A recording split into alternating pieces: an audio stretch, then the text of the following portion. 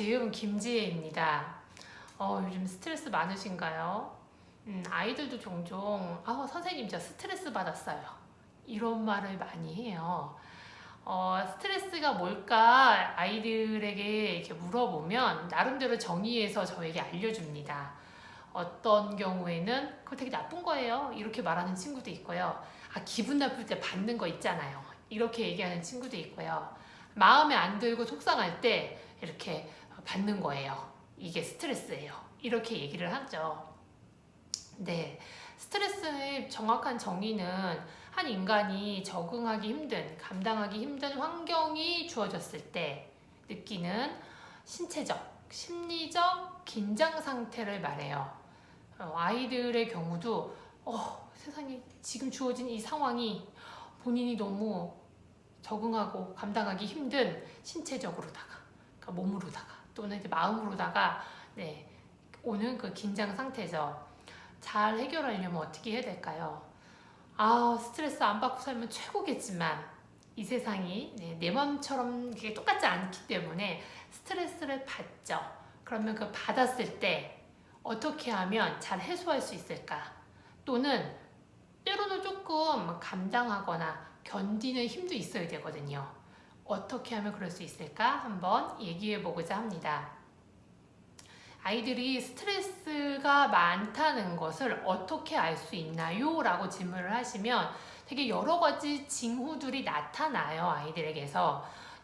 너무 많이 운다든지 감정 폭발이 너무 많다든지 이유 없이 계속 아파요. 머리도 아프고 배도 아프고 눈도 아프고 막 이렇게. 요즘 참 아파서 병원 가면 95%가 다 스트레스가 원인이라고 하신다고. 그래서 이런 징후가 나타나기도 하고요. 학업을 하는 게 좀 어려울 수도 있고요.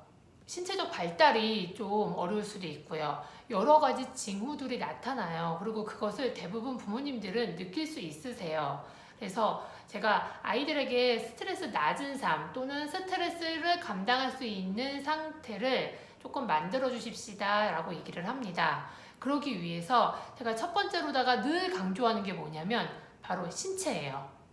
잘 먹고 있는지, 잘 자고 있는지, 잘 움직이고 있는지 좀 확인을 해주세요 라고 얘기를 해요.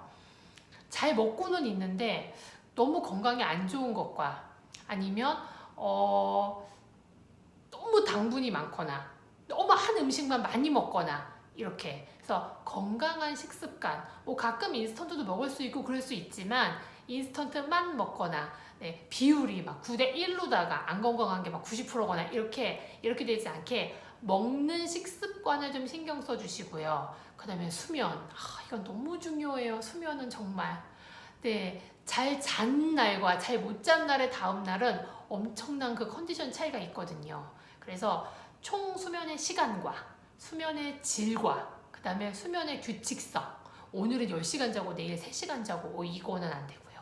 규칙성, 요거를 확인해 주세요 라고 해요. 그리고 잘 만들어 주세요.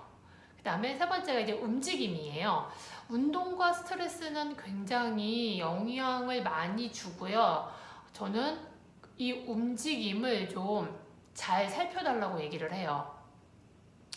저희 아이는 운동 꼬박꼬박 해요. 태권도 학원 보냈어요. 태권도 학원 다녀서 스트레스 확 해소되는 친구도 있고요. 스트레스 확 받는 친구도 있어요. 왜 그럴까요?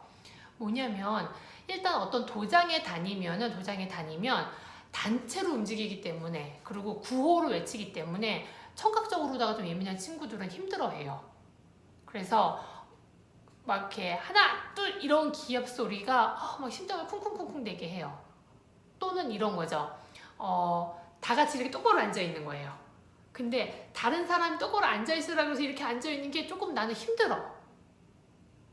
오늘은 막 뛰어다니고 싶고요. 자유롭게. 어느 날은 걷고 싶어요. 어느 날은 막 줄넘기 하고 싶고요. 어느 날은 미끄럼 타고 싶어요. 근데 그런 도장을 다니면 거기서 짜여진 대로 제가 움직여야 되잖아요. 그게 나의 몸이 스트레스를 받을 수도 있어요.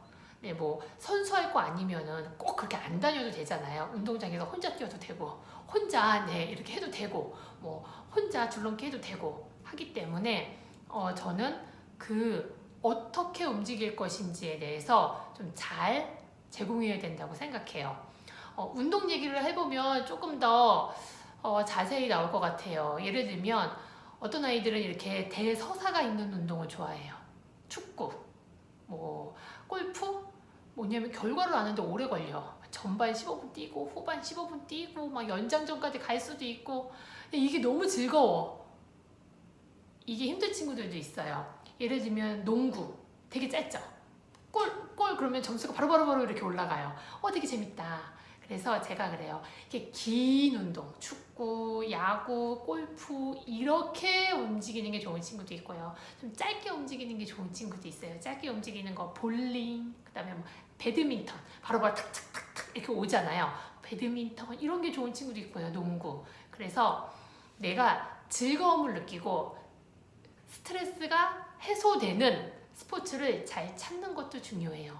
팀 스포츠 좋아하는 친구도 있고요. 개인 스포츠 좋아하는 친구도 있고요. 나는 매일은 힘들고 일주일에 2번이나 3번만 하고 싶어. 그러면 조율 가능한 곳으로 알아보셔야 되고요. 그래서 우리 아이의 먹고 자고 움직이는 것을 확인해 주세요 라고 합니다. 그다음에 2번째로는 라이프 스타일을 좀 확인해 주세요 라고 얘기를 해요.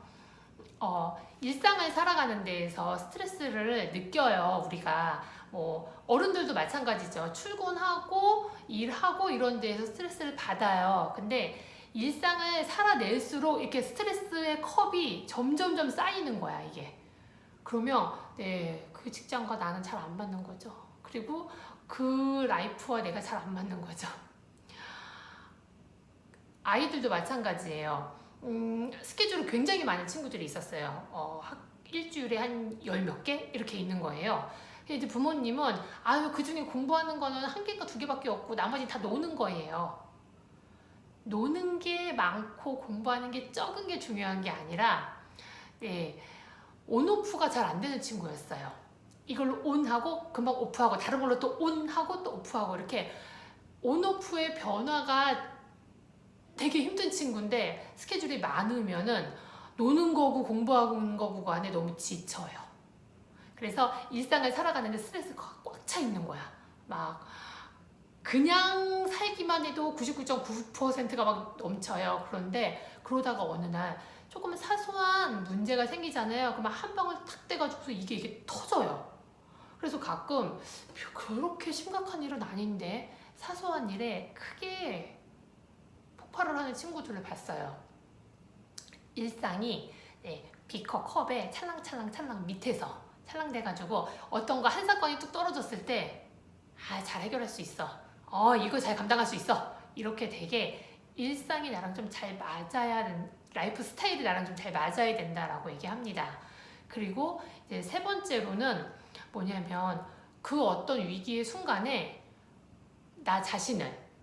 아이가 나 자신을 진정시킬 수 있는 뭔가가 잘 입력되어 있어야 돼요. 우리 그런 거 많이 하잖아요. 긴장됐을 때 난 할 수 있어. 나 떨리지 않아. 이걸 속으로다가 막 외친다거나 아니면 노래를 부른다거나 뭐 이렇게 내 스스로를 내가 진정해서 조절해야 하는 경험을 해야 합니다. 아주 어린 아이들부터 큰 아이들까지 다 방법적으로다가 다르게 알고 있죠.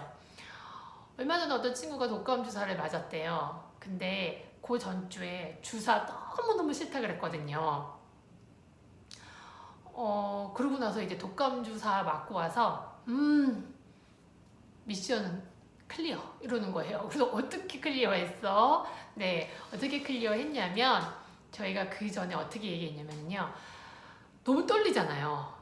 띵동 해가지고 병원에 이름 나왔을 때 방에 들어가면 여기 팔 이렇게 걷고 선생님이 여기다 이렇게 소독하고 이거를 저랑 같이 시뮬레이션으로 이렇게 얘기를 했어요. 얘기하고 이러면서 어떻게 했냐면은 딱 30만 천천히 세자. 그동안 컨트롤 하는 거야. 하나, 둘, 셋 이렇게 세는데 14까지 세니까 이제 나가라 그랬대요. 그래서 금방 끝났어요 선생님. 30까지 셀 필요도 없었어요. 우리 너무 많이 했나 봐요. 20까지만이라고 얘기할 걸. 그러면서 그게 굉장히 효과가 있었다 이렇게 얘기하는 거예요.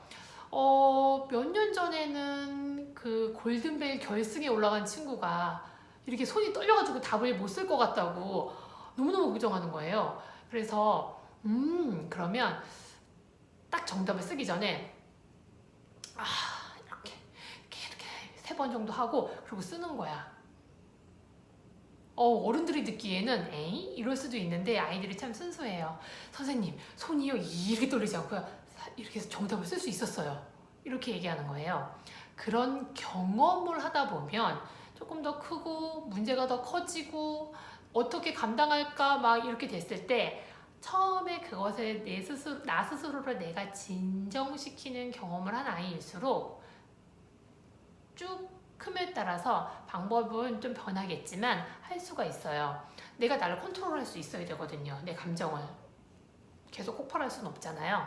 그래서 그 순간에 어떻게 할 것인지에 대한 연습이 조금 필요해요. 연습이. 네, 요즘은 그런 책도 있고요. 영상도 있고요. 그런 거 보면서 나만의 방법을 뭐 이렇게 심호흡을 할까? 이런 나만의 방법을 하나, 둘 가지고 있어야 한다고 생각합니다. 스트레스 참 나쁜 거죠. 그런데 잘 견디고 스트레스 잘 해소하고 그러면 저는 성장한다고 생각해요. 그거 잘 이겨낸 다음에 성장하고 또 성장할 수 있다고 생각하거든요. 그 스트레스를 잘 다스리면서 성장할 수 있도록 도와줬으면 좋겠습니다. 그럼 오늘도 평안하고 편안한 하루 되세요. 감사합니다.